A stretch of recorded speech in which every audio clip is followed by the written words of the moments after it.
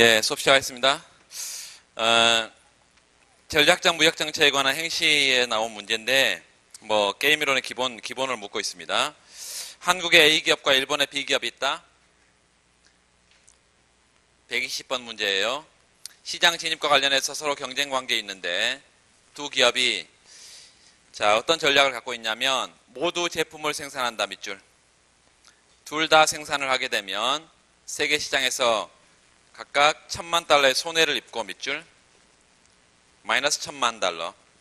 어느 한 기업만 생산하고 다른 기업이 포기한다면 생산하는 기업은 8천만 달러가 되고 포기한 기업은 물론 없고, 둘 다 포기하면 둘 다 물론 아무것도 없고, 이렇게 한국 정부는 예측했다, 밑줄. 이렇게 예측을 해서 보수표를 만들 수 있다는 얘기입니다.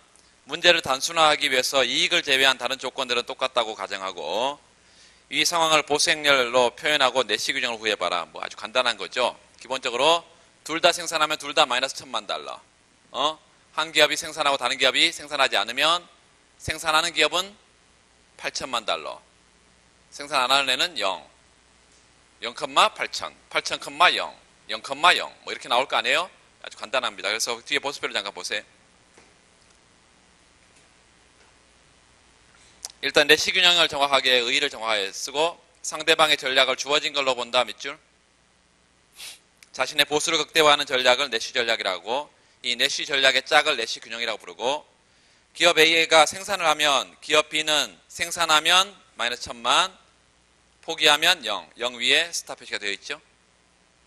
기업 A가 포기하면 기업 B는 생산하면 8천만 달러, 생산 안 하면 0, 그래서 8천만 달러 위에. 마찬가지 기업 B도 생산하면 기업 A는 마이너스 1000과 0 중에, 포기하면 8000과 0 중에, 그래서 스타 표시가 두 개씩 되어 있는 상대방의 전략을 주어진 걸로 간주하고 나의 최적 전략의 짝 두 개가 나오죠. 생산, 포기, 생산, 포기, 포기, 생산, 이렇게 해서 그때 결과 보수가, 거기 밑줄 보세요. 두 가지의 순수 전략 내시 균형이 존재하고, 그때 게임의 균형은 결국은 기업 A가 8천만 달러를 가져갈 수도 있고 기업 B가 8천만 달러를 가져갈 수 있는데, 중요한 것은 누가 먼저 생산하느냐에 중요하죠. 그래서 거기에 선점의 여부라고 첫 번째는 써놓고, 선점, 이게 굉장히 중요하다. 시사점이 뭐라고요? 누가 이 시장에 먼저 들어와서 생산을 하고 있느냐, 이 선점이 게임의 결과를 좌우한다, 이 말이에요. 두 번째, 한국 정부가 이런 상황을 안다면 이제 다른 기업에게 돌아갈 것을 빼앗아 올 수 있는데, 한국 정부가 밑줄 A기업에게 생산 선택 시 보조금 3천을 지급한다. 이게 전략적 무역 정책이라는 것인데, 일단 원래 둘 다 생산할 때 마이너스 1000인데 3000을 보조금을 주니까 플러스 2000이 됐고요. 그 다음에 생산 포기일 때 원래는 8천인데요. 3천을 주니까 1억 1000이 됐죠. 1억 1000만 달러. 그래서 기업 A가 생산을 하게 되면 기업 B는 생산하면 마이너스 1000, 포기하면 0. 그러니까 포기하게 될 거고, 기업 A가 포기하면 기업 B는 생산을 할 것이고, 마찬가지 기업 B가 생산을 하면 기업 A는, 이게 중요하죠. 기업 B가 생산하면 기업 A는 생산을 포기하고 원래 시장을 빠져나와야 되는데 생산 보조금을 주게 되면 포기 안 하고 계속 생산을 해버리는 거죠. 그래서 게임의 균형이, 그러니까 기업 B가 생산하든 생산하지 않든 우월 전략이 존재해버리는 거잖아. 그래서 그 밑에 내시 균형만 있고 우월 전략이라는 게 없는데 써놔요. 기업 A의 입장에서는, 기업 A는 상대방이 생산하든 생산을 포기하든 어떤 경우든 자신의 보수가 극대화되는 전략이 있다. 생산. 이게 상대방의 전략과 무관한 자신의 우월 전략이 존재한다. 도미넌트 스트래터지, 우월 전략이 존재한다. 상대방은 우월 전략이 존재하나요? 없죠. 내시 전략만 존재하잖아요. 그래서 그 균형은 내시 전략 균형이지 우월 전략 균형 아닙니다. 내시 균형이다.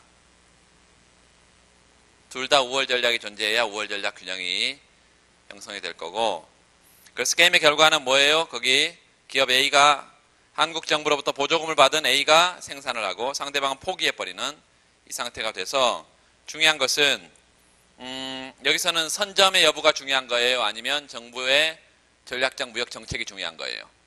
시사점은 뭐라고? 정부가 시장에 들어와서 보조금을 준 기업만 살아남고 다른 기업은 선점을 하고 있었던 나중에 들어왔던 시장에서 퇴출이 된다 이것입니다. 자, 그런데 이런 결과는 보수표를 정확하게 알고 있다는 전제가 있죠. 그런데 한국 정부의 예측에 오류가 있었다. 세 번째 이렇게 말하고 있어요. 예측 오류를 거기 봅시다. 예측 오류가 존재하는 경우 정부의 예상과는 달리, 여기 한국 정부입니다. 예상과는 달리 두 기업 모두 생산하는 경우에 실제로 외국 기업의 밑줄, 아까는 마이너스 1000인 줄 알았더니 플러스 1000이다 이거죠. 잘못 판단했죠.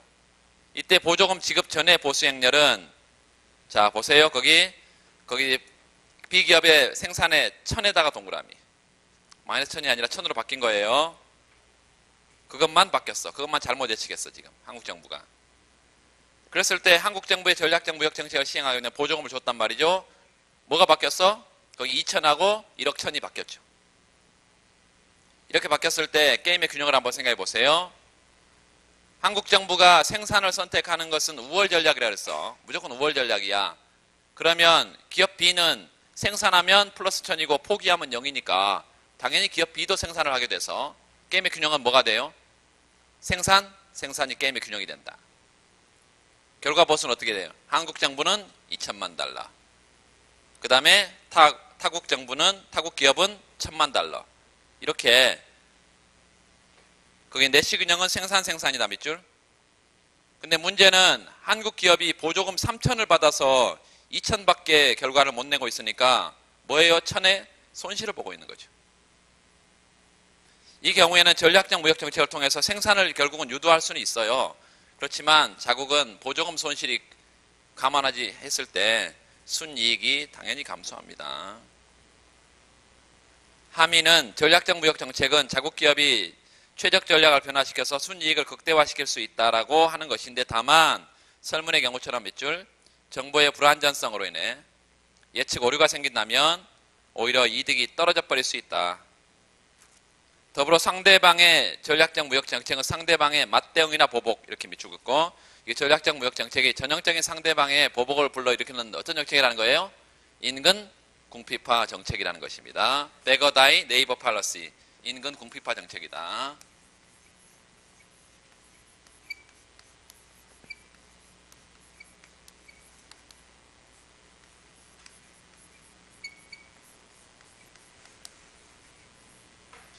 그래서 인근 궁핍화 정책이기 때문에 상대방을 가난하게 만드는 정책이기 때문에 상대방의 보복을 가할 것이고, 이 보복을 가하면 더 후생이 떨어져 버릴 것이니까 이 전략적 무역 정책은 일단 국제시장이 불완전 경쟁 상태에 있을 때, 국제시장이 독과점 상태에 있을 때 정부의 산업정책의 가능성을 시사하긴 하지만 결국은 상대방의 보복, 인근 궁핍화 정책에 따른 보복, 또 두 번째는 정보의 불안전성, 이런 것을 고려했을 때 자유무역이 오히려, 이 보호무역이 아니라 자유무역이 오히려 최선의 정책일 수 있다. 이게 시사점입니다.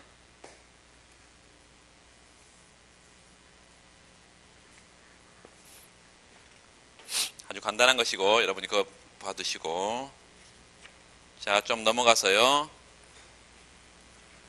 아주 쉬운 것도 하나 더 보시면 123페이지, 게임으로 처음 들어왔으니까 123번 문제, 379페이지 123번 2010년 입시 문제인데, 이것도 간단한 건데 몇 가지만 체크해 보겠습니다.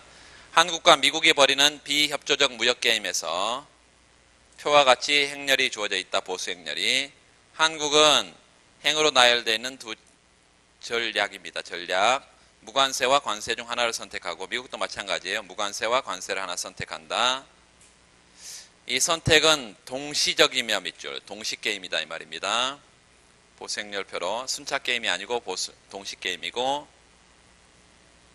그 뒤에 각각 보수가 주어져 있고, 아주 친절하게 다 설명을 해놓고 있는데 이쁘꽃이니까 그렇습니다. 그 한국의 최적 대응을 구하라 밑줄. 왜 최적 대응인지 설명해라. 자, 봅시다. 한국이 무관세를 선택하면 미국은 뭐와 뭐 중에 선택을 해야 돼? 3과 4 중에 선택을 해야죠. 4 위에다가 점을 혹은 스타 표시를 한다거나. 한국이 관세를 선택하면 미국은 뭐 중에 선택을 해야 돼? 1과 2 중에 2 위에. 그래서 한국이 무관세든 관세든 미국은 최적 전략이 뭐예요? 관세다. 그래서 우월 전략, 미국의 우월 전략이 도미넌트 스트래터지가 관세 정책이라는 것이고요.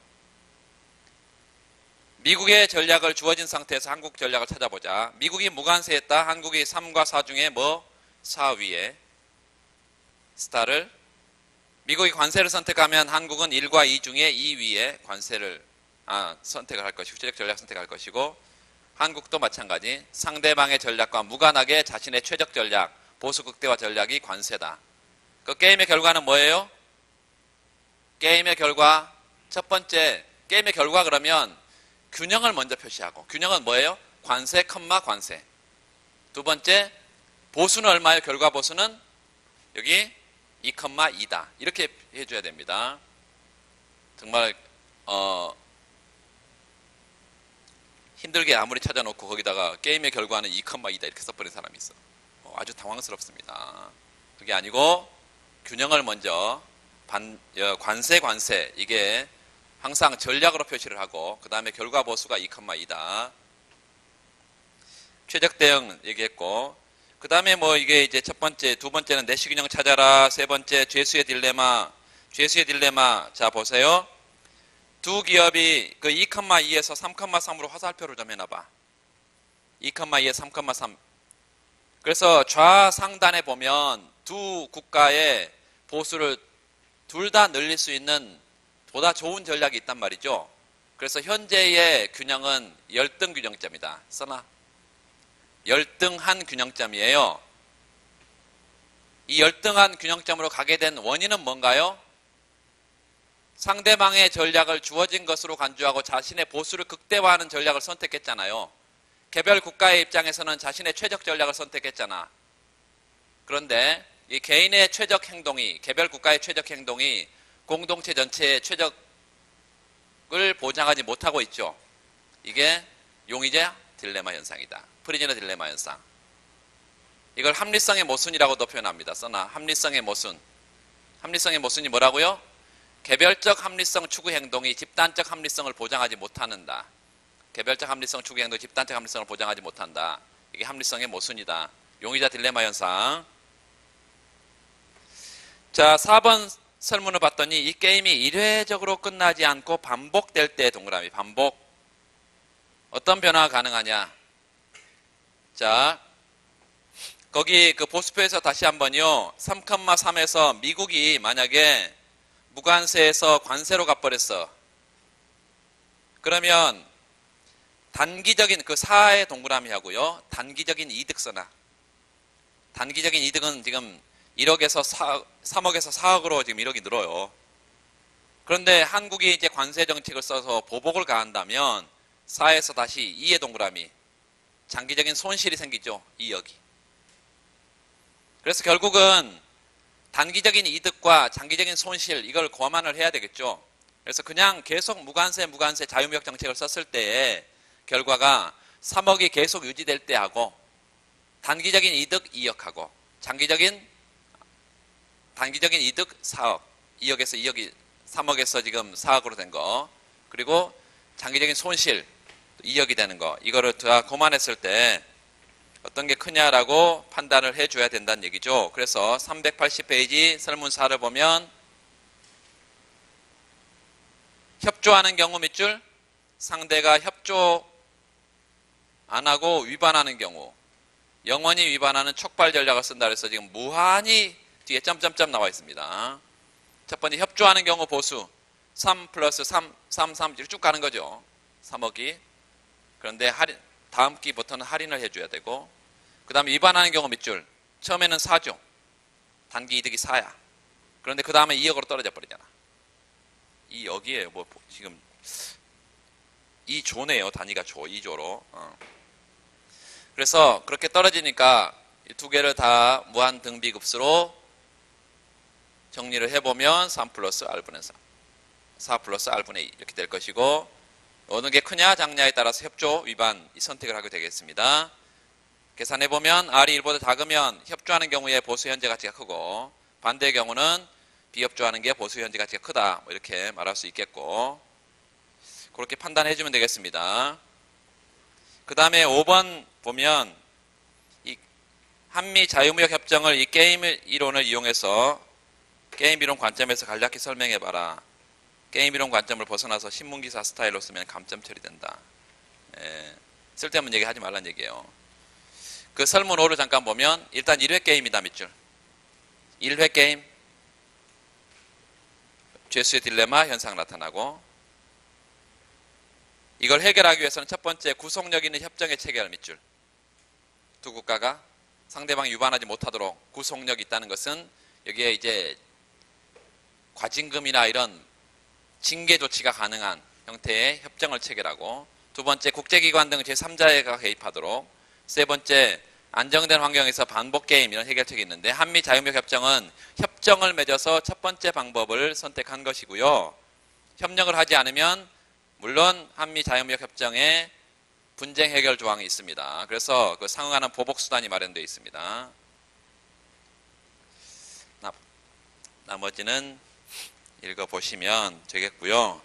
똑같은 내용인데 그 124번 문제, 무역 마찰 과정에서 당사국에 손해가 됨에도 불구하고 서로 보복 관세를 부과하는 경우가 있다. 게임 이론 관점에 설명해봐라. 이때 국제경제기구가 어떤 역할을 해야 되냐, 뭐 이런 얘기가 나와 있습니다. 뒤에 잠깐 보시면 해설을 그냥 보세요.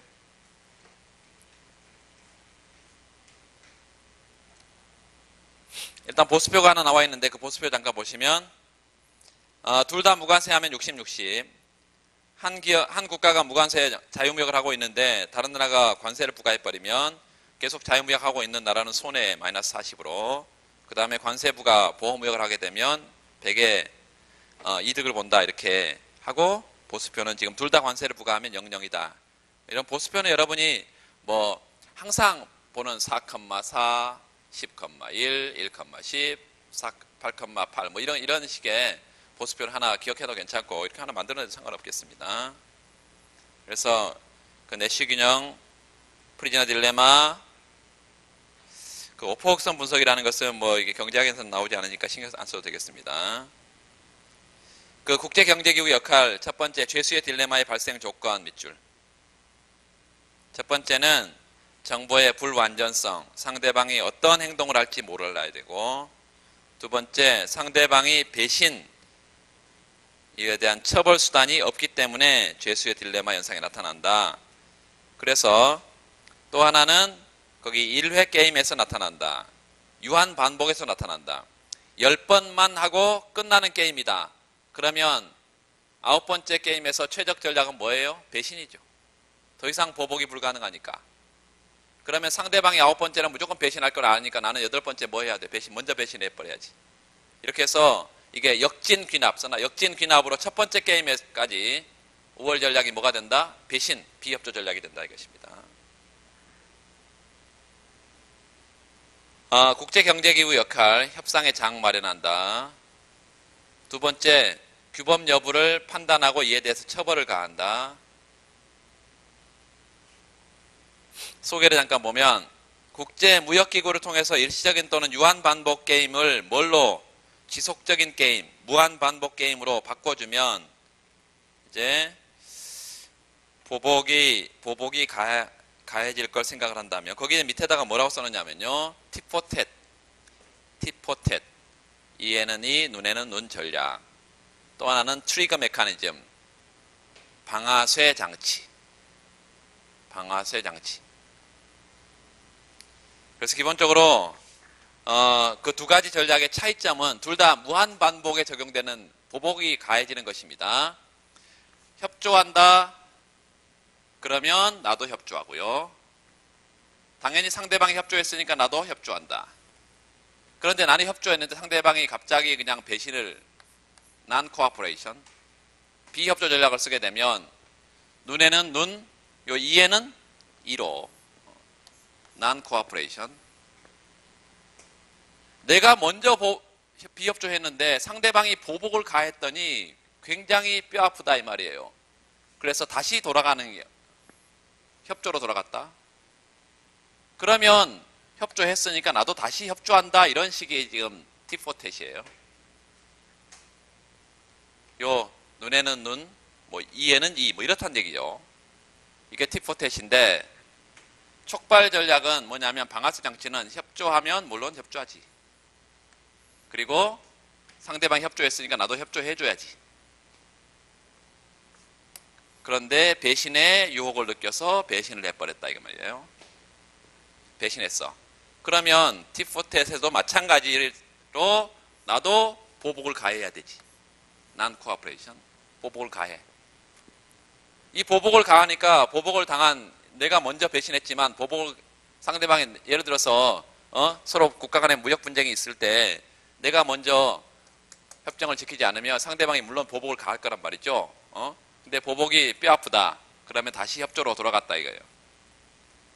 그러면 팁포텟 같은 경우는 이렇게 협조로 다시 돌아가야 되는데 방아쇠 장치에서는 이거하고 전혀 상관없이 한번 뭐가 총알이 총구를 떠나버리면 영원히 비협조다.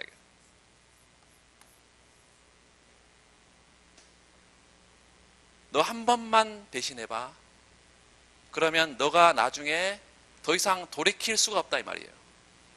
네가 아무리 협조한다고 내하고 협조 전략을 쓴다 하더라도 한 번 총알이 총구를 떠나면 나도 되돌릴 수가 없다. 이러니까 두 가지 팁포텟보다 훨씬 더 방아쇠 장치가 상대방의 비협조 전략을 억제하는 그런 강력한 수단이 되겠죠.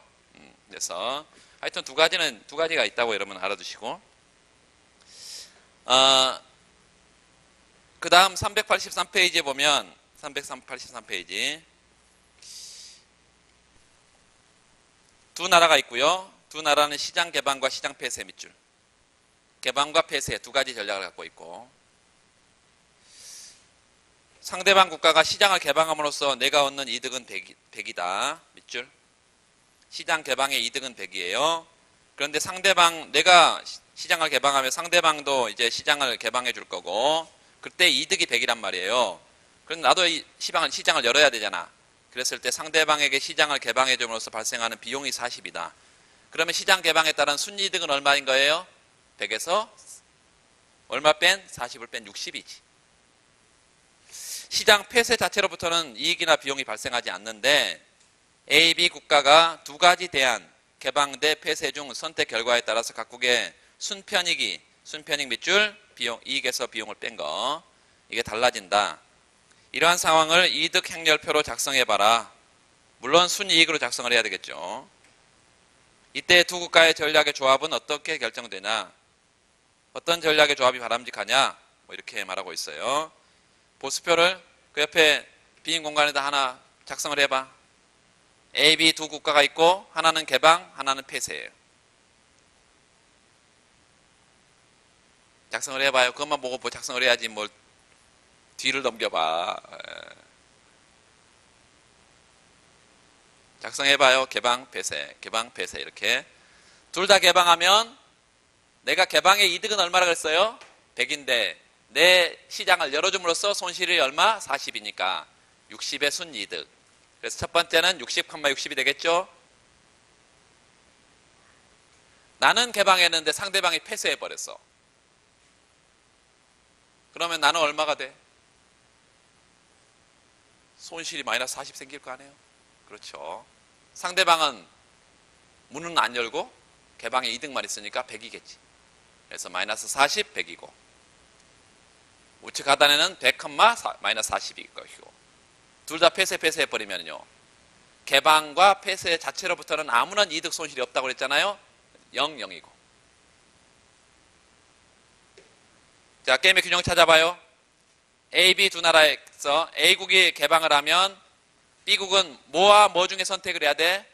60이나 100 중에 선택해야 되죠. 100 위에 스탑 표시를. A국이 폐쇄하면 B국은 뭐와 뭐 중에 선택을 해야 돼? 마이너스 40하고 0 중에 선택을 해야 되지. 0 위에. 그러니까 A국이 개방하든 폐쇄하든 B국의 우월 전략이 존재하죠. 뭐예요? 폐쇄. 그렇죠. B국도 마찬가지예요. B국이 개방을 하면 A국은 뭐와 뭐 중에 선택을 해야 돼? 60하고 100 중에 선택을 해야 되지. 100 위에 스탑 표시를. B국이 폐쇄하면 A국은 뭐 중에 선택해야 돼? 마이너스 40하고 0 중에 선택해야 되지. 0. 그래서 B국이 개방 폐쇄에 상관없이 A국의 우월 전략은 뭐예요? 폐쇄지. 게임의 균형은 뭐죠? 폐쇄, 폐쇄. 당연히 뭘 설명을 해야 돼? 아, 좌상단에 보니까 60, 60이 있더라. 두 국가가 협조 전략을 썼다면, 개방했다면 60, 60에 이득이 있는데 0, 0으로 가고 있으니까 열등한 균형점이다. 용의자 딜레마 상황이 발생하고 있다.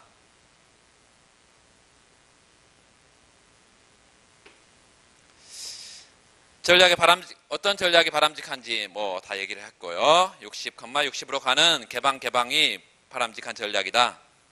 이렇게 결정된 전략 조합이 바람직스럽지 않다면, 거기 아까 폐쇄가 바람직하지 않다면 바람직한 방향으로 유도 밑줄. 어떤 것이 있는지 현실의 국제경제에서 예를 들면 설명해봐라. 어떻게 보낸다고요? 두 국가가 협조 전략을 쓰기가 쉽지 않다는 거죠. 쉽지 않아. 왜? 자신의 우월 전략이 뭐니까? 폐쇄니까. 그래서 국제경제기구가 나서서 협상의 테이블을 마련해서 어디로 개방으로 가도록 유도하자. 이게 이제 WTO가 하는 일이죠.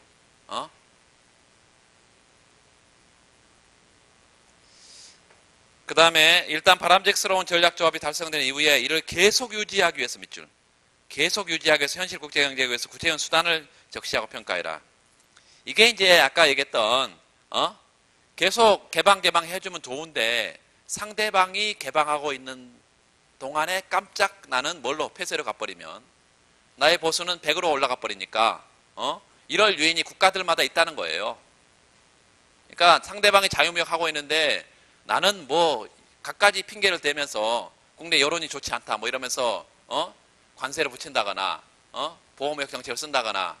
지금 미국의 경우는 지금 전부 다 공화당과 민주당이 지금 보호무역 정책을 정강 정책으로 선택하고 있어서 상당히 지금 그걸로 갈 것 같은데요. 하여튼 지금 그 뒤에 한번 보세요. 나머지는 다 설명을 드렸고 2번 설문의 첫 번째 반가로의 거기 밑줄 자유무역 협정의 체결과 세계무역기구의 설립. 자유무역 협정을 통해서 아까 구속력 있는 협정을 체결하게 되면 상대방의 보복이 가해질 거니까 무서워서 비협조 전략을 안 쓴다 그랬잖아요. 두 번째 세계무역기구 여기는 뭐가 있어요? 분쟁해결기구가 있습니다. DSB라고 분쟁해결기구가 있어. 그래서 상대방이 뭘 하면 비협조 전략 협정을 위반하면 바로 뭐가 가하도록 보복 조치가 가해지도록 이렇게 되어 있다 이 말이죠. 그래서 상대방이 보복을 무서워해서 비협조 전략을 쓰지 않을 거다. 그 게임의 반복 밑줄. FTA 체결 시 상호주의가 그 기본인데요. 이번 기회 상대국의 전략 선택에 따라 다음 기회 전략 선택을 세울 수 있다는 거고, 이러한 국제적 게임이 지속적으로 이루어진다면 개방 전략을 선택하는 상태에서 밑줄 이탈할 경우 단기적인 이득, 장기적인 손실 이게 더 커질 것이고, 왜? 보복할 거니까. 따라서 게임의 반복을 통해서 FTA와 같은 협약이 안정적으로 유지될 수 있다. 자, 유지를 위한 구체적 수단 그런데 협정 유지를 위한 조건 뭐 이러면서 그림에서 그랬는데 그림이 없어. 당황스럽죠.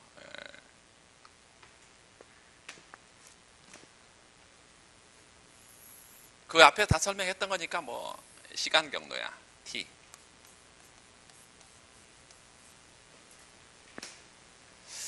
처음에 얘네들이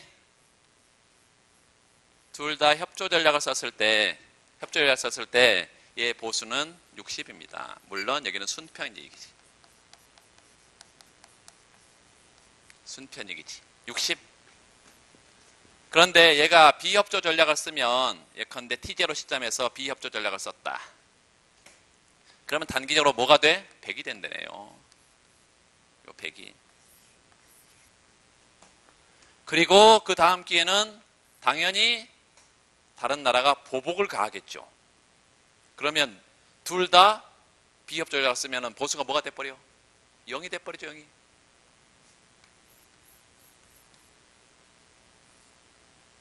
자, 그래서 우리가 보수의 시간 경로를 따져보면 계속 협조했을 때는 얘야.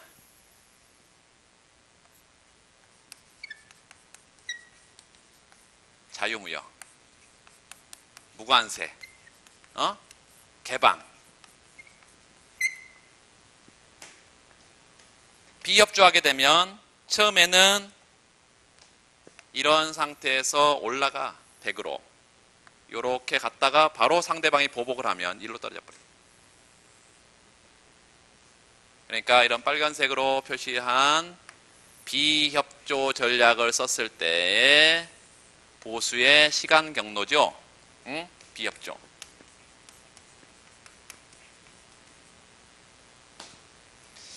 자, 보니까 단기적으로는 얼마만큼의 요만큼의 이득이 생기죠.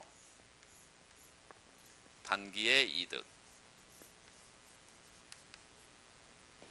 그리고 계속 내가 유지했다면, 협조전략을 썼다면 이만큼의 보수를 계속 누릴 수 있는데 0으로 떨어져 버리니까 이만큼의 계속 손실을 보겠죠. 손실. 장기적인 손실. 이렇게. 그래서 단기적인 이득 이거하고 장기적인 손실 이거하고 비교했을 때 어떤 게 크냐에 따라서 요 손실이 훨씬 커버리면 뭐 해야 돼요? 요 B가 더 커버리면 계속 유지해야 되지. 얘가 더 크다면, A가 더 크다면 위반해야 되죠. 비협조 전략을. 그래서 A가 크냐 B가 크냐에 따라서 내가 협조 전략을 쓸지 비협조 전략을 쓸지 선택이 되겠다.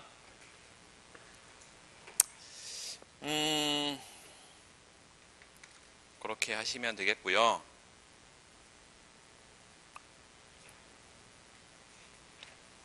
게임의 기본적인 내용은 그 정도로만 하겠습니다. 조금 더 어려운 것들도 있고 뭐 베이지안 래쉬도 있고 그런데 몇 가지 그런 것들은 지금 안 하겠습니다. 요소 시장으로 갈게요. 생산 요소 시장. 요소 시장에 지난번에 우리가 최저임금제를 미시 처음 시작하면서 최저임금제를 하면서 경쟁시장과 수요독점 시장을 봤었는데 요소시장에서 기본으로 여러분이 해야 되는 것은 수요독점 시장인데 그거 좀 잠깐 보겠습니다. 408페이지 134번 문제 134번 문제 거기 수요독점 기업의 이윤 극대화 수요독점 동그라미 수요독점 노동을 유일한 가변 요소로 사용하는 어느 기업의 생산함수가 주어졌는데요. 생산함수에다 밑줄 그어볼까요? 30L-2분의 1 L의 제곱. L이 30보다 작은 경우. 두 번째, FL 450인데 L이 30보다 큰 경우. 이 기업이 생산하는 상품은 밑줄 그으세요. 완전 경쟁 시장에서 판매가 된다. 그래서 생산물 시장은 경쟁 시장입니다. 생산물 시장의 경쟁이야. 가격은 P는 2다. 생산물 시장의 경쟁이면 시장 가격과 뭐가 항상 같아? 가격과 같은 게 있는데 그게 뭐였어요? 독점 시장은 수요 곡선이 우하향하게 생겼고 MR은 절편각고 기울기 2배인 P와 MR이 다르다 그랬잖아요. 생산물 시장에서는 수요 곡선이 어떻게 해? 수평이고 P하고 뭐 같아? MR이 P 이퀄 MR 써놔. 기업은 생산 요소 시장에서는 수요 독점이다. 밑줄.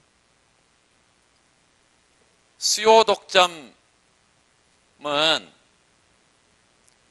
시장의 뭐를 공급을 자신의 공급으로 인식하죠. 요소를 독점적으로 수요하니까 시장 공급 자체가 이 기업을 위한 공급이죠. 그래서 요소 시장에선 수요 독점자고 다음에 노동 공급 곡선이 직면하고 있다. 45도의 반직선이네. 자, 이랬을 때 첫 번째 기업의 고용량, 균형 고용량 임금 구해라. 수요 독점적 착취를 구해라. 세 번째, 최저임금제가 도입됐을 때 고용에 어떤 영향을 미치냐 이런데 1, 2번만 좀 봐보겠습니다.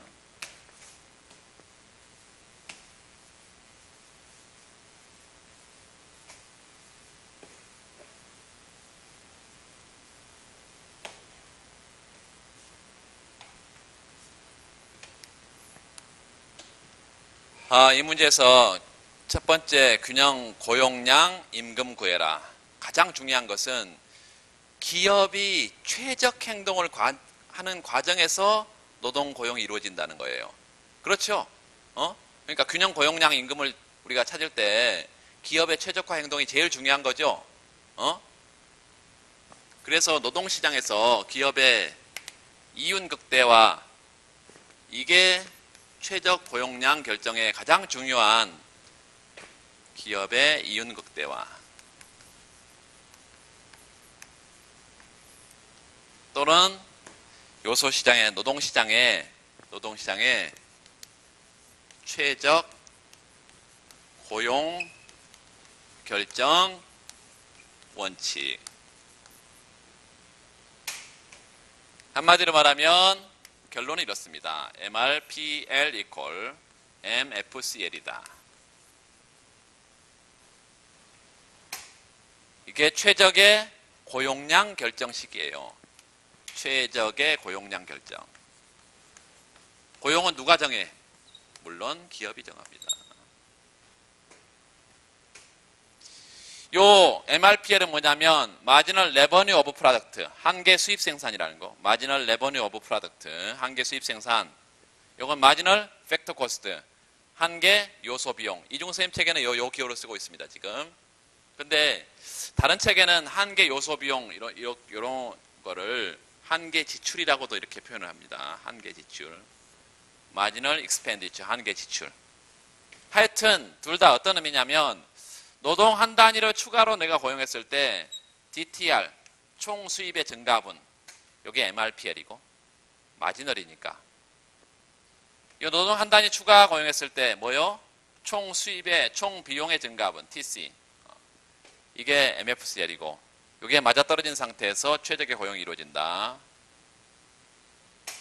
한 번 더 나가면 요 TR은 원래 노동으로 미분하는 게 아니고 MR을 우리가 구해보면 TR은 Q로 미분한다. 노동 고용은 파생 수요니까 산출량을 변화시키는 과정에서 요소에 대한 수요가 이루어져서 산출량 노동. 그래서 결국은 여기 부모 분야 이게 같은 거 제거가 되고 노동 한 단위 추가 투입했을 때 산출량이 얼마나 증가하냐. 그 산출량의 증가를 시장에 내다 팔았을 때 판매 수입은 얼마나 느냐. 이 두 단계를 우리가 합성함수의 형태로 생각을 해야 된다는 거예요. 여기도 마찬가지예요. DQ분의 DTC. 산출량을 변화시키는 과정에서 비용은 얼마나 증가하는데 그 산출량을 생산하기 위해서 노동은 얼마나 투입이 되는데 뭐 이렇게. 여기 같은 것인데 요거는 MR이고요. 요거는 MC고 여기 같은 거죠. DL분의 DQ. DL분의 DQ. 노동 한 단위 추가 투입에 따른 산출량 증가분. 요게 MPL이죠. MPL. 요것도 MPL이고. 그래서 좌우변은 똑같은 게 있으니까 소구가 되면서 결국은 요 요소 시장의 최적 고용량 조건은 생산물 시장에서 이윤 극대화 조건과 똑같습니다. 생산물 시장에서 이윤 극대화 조건과 요소 시장에서 최적 고용량 결정 조건은 똑같다. 왜? 똑같이 기업의 행동 원리이기 때문에 이윤 극대화에서 다 파생된 거니까. 요거 먼저 밝혀주고 두 번째는 생산 함수가 주어져 있습니다. 그 생산 함수가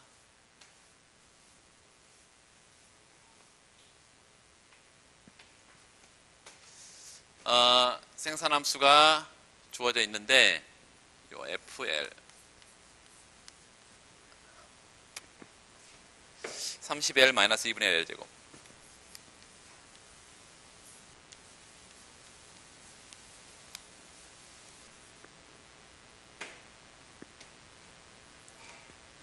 자, 요소 수요 곡선은 어떻게 생겼을 거냐면, 요소 수요 곡선은 생산물 시장이 뭐기 때문에? 경쟁이기 때문에 VMPL과 MRPL은 같아요. 그래서 요 MRPL과 뭐가 같아? VMPL이 같아. 그리고 한계 생산은 뭐 하니까? 체감하니까요. 기본적으로 요 WL 평면에 MPL은 뭐를 생산함수 FL을 뭘로 미분한 거죠? 노동으로 미분한 거잖아. 한번 미분하면 30 마이너스 L이 되겠습니까? 30 마이너스 L. 그리고 P 곱하기 MPL. 이게 MR 곱하기 MPL이고 2로 주어져 있네. P는 생산물 시장에서 2로 주어져 있어. MPL은 30 마이너스 1. 그래서 MRPL은 뭐라는 거예요? 60 마이너스 2L이라는 거죠. 60 마이너스 2L.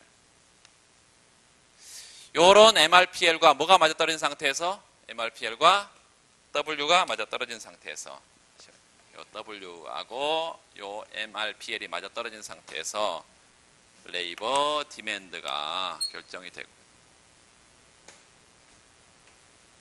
기울기 마이너스 2 우하 향한 직선이다. 요게 레이버 디맨드 W 이퀄 뭐예요? 60 마이너스 2L.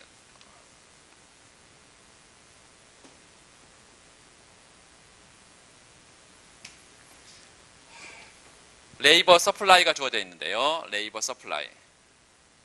레이버 서플라이는 W 이퀄 L 이렇게 45도의 반직선으로 주어져 있네요. 45도 이렇게. 레이버 서플라이. 자, 그러면 이걸로부터 우리가 뭘 구할 수 있냐면 수요 독점 시장에서는 MFCL이라는 것을 구해야 돼. MFCL. MFCL은 뭐라 그랬냐면 MFCL은 노동 한 단위 추가 고용에 따른 총 비용의 증가분이라 있어요. 총 비용의 증가분. 총 비용은 노동 시장에서 비용은 뭐밖에 없어? 노동 비용밖에 없죠. 노동 비용밖에. 그래서 보면 DL분의 DWL이 되겠죠. 이게 노동 비용이니까 WL 노동 비용이 이게. 그리고 여기에 노동 공급곡선 이렇게 주어져 있어. 그러면 당연히 MFCL은 요게 L이니까요. W 이퀄 L이니까 L의 제곱이고 2L로 나오겠죠. 뭘로? MFCL은 2L로. 요게 W 이퀄 L인데 절편 갖고 기울기 2배인 W 이퀄 2L로 나온다. 요게 MFCL. 하여튼 기억하면 돼요. 우리가 우하향하는 수요 곡선으로부터 절편 갖고 기울기 2배인 MR을 구했던 거와 똑같이 우상향하는 공급 곡선으로부터 절편 갖고 기울기 2배인 MFCL이 나온다. 그리고 각각 우리가 처음에 노동 수요 곡선, 공급 곡선, MFCL 곡선, 최적 고용은 언제? 요 MFCL하고 얘하고 EL하고 뭐가 맞닿는 상태에서 MRPL이 맞닿는 상태에서 최적의 고용량이 정해진다. 이 최적의 고용량 L스타. 그리고 임금은 어디서 정한다고요? 노동 공급곡선은 각각의 노동 공급량 수준에서 최소 수치 의사 스케줄이다. 최소한 받고자 하는 임금만 준다. 왜? 독점자니까. W스타. 예컨대 이 부분을 W0라고 만약에 우리가 본다면 노동 한 단위가 생산에 기여해서 요건 뭐죠? MRPL이니까요. 요게 MRPL. 노동 한 단위가 추가로 총 수입에 기여한 부분은 인오피인데 실제로 임금은 이것밖에 주지 않고 있기 때문에 요만큼을 착취한다 그랬고 이거 수요 독점적 착취. 독점자가 착취하는 부분이다. 그래서 문제에서 묻고 있는 거를 다 우리가 그래프로 표시했고 그냥 수치만 찾으면 되겠죠. 얘하고 뭐가 맞아떨어지면 얘하고 뭐가 맞아 떨어지면요? 요 MFC하고 맞아 떨어지죠. MFCL은 EL이라고 그랬네. 그래서 60 마이너스 EL과 EL이 맞아 떨어지면 4L은 60이고 L은 얼마? 15. 이렇게 15가 여기에 최적 고용량이 정해질 것이고 45도의 반직선이기 때문에 얘도 45가 되고 수요 곡선 자체에 여기에 집어넣으면 L15를 집어넣으면 30이니까 이게 30이 되고 30.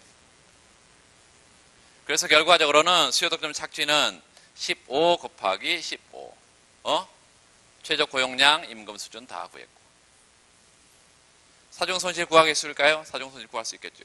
여기 사중 손실 이게 dead weight loss 문제에서 묶고 있지는 않습니다. 사중 손실도 구할 수 있겠죠. 높이를 구해야 되지. 이거 얼마죠?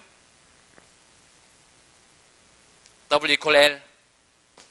W equal 60 마이너스 2L. 그러니까 60 마이너스 2L equal L. 3L은 60, 20이 되겠죠. 경쟁 시장이라면 20. 여기가 45도니까 여기도 20이 되지. 뭐 이런 식이죠. 응? 그럼 높이가 얼마? 5. 밑변? 얼마? 15. 높이 5 곱하기 2분의 1. 이렇게 하면 요 사중 손실도 그냥 구할 수 있겠고. dead weight loss. 이거 아주 기본인데 중요한 것은 경쟁 시장의 고용량 자체가 요 MRPL과 MFCL이 맞아떨어진 상태. 요 경쟁 시장의 균형점이고 독점은 요점의 균형입니다. 요점의 균형인가요? 요점의 균형인가요? 요점의 균형이겠습니다. 균형 임금, 균형 고용량. 이 점이 균형. 독점의 균형, 경쟁의 균형 이렇게 말할 수 있겠고 수요 독점적 착취 뭐 이렇게 말할 수가 있겠어요. 최저임금제 됐습니다. 좀 넘어가셔서 그 비슷한 문제가 하나 더 있는데 414페이지 확인만 좀 할게요. 414페이지 136번 문제 보면 한 기업이 다음과 같은 생산함수를 갖고 있다. 생산함수가 이제 2분의 1 이렇게 주어져 있는데요. 오른쪽 화살표하고 MPL 구해보면 MPL 노동으로 미분하면 MPL 이퀄 2분의 1. 그러니까 MPL이 이제 체감하지 않고 일정할 수도 있구나. 일정할 수 있습니다. MPL이 여기서 L은 노동 투입량이고 그 생산물 시장에서 가격 수용자 밑줄.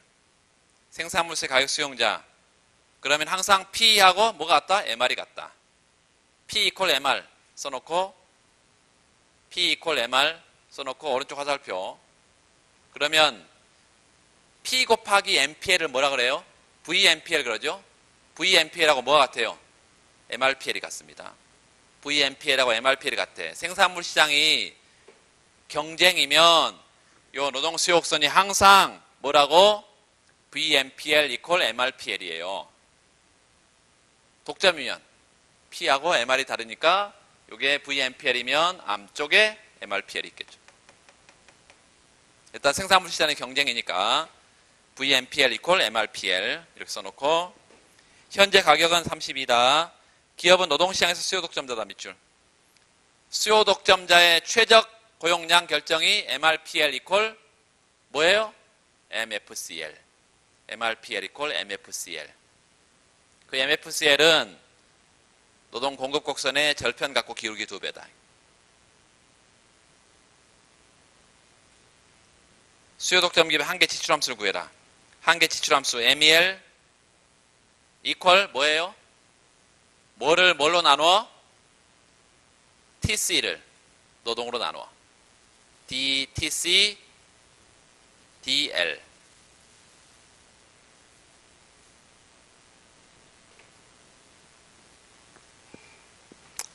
자, 두 번째 수요 독점 기업의 최적 노동 수요 구해라. 얼마의 임금을 지불하냐. 얼마의 임금 밑줄 긋고 임금은 어디서 정해? 노동 공급 곡선의 높이에서. 그래서 최소 수치 의사 스케줄 써놓고 최소 수치 의사 스케줄은 노동 공급 곡선의 높이에서 임금이 정해진다. 왜? 독점자니까. 그만큼의 받고자 하는 최소한의 임금만 준다. 거기는 자중 손실을 규모로 또 구하라 그랬네요. 구하면 되겠죠. 이거 앞에 것보다 더 간단한데 그 415페이지 그 그래프에 노동 수요 곡선만 좀 봐봐요. 노동 수요 곡선. MRPL이 우하향하지 않고 이렇게 수평일 수가 있다 이 말이에요. 생산함수를 어떻게 주느냐에 따라서 그러니까 노동 수요 곡선은 우하향한다 이렇게만 이렇게 외워두면 안 된다는 얘기예요. 생산함수를 주면 거기서 MPL을 구하고 P 곱하기 MPL 혹은 MR 곱하기 MPL을 구해서 이렇게 표시를 해야 되지 그냥 우하향한다 이렇게 그려버리면 안 된다고. 그거 하나만 여러분 생각하시면 되겠습니다. 나머지는 뭐 똑같아요.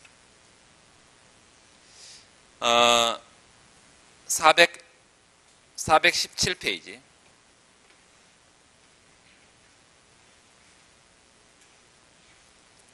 잠깐 쉬고 10분만 쉬고 하겠습니다.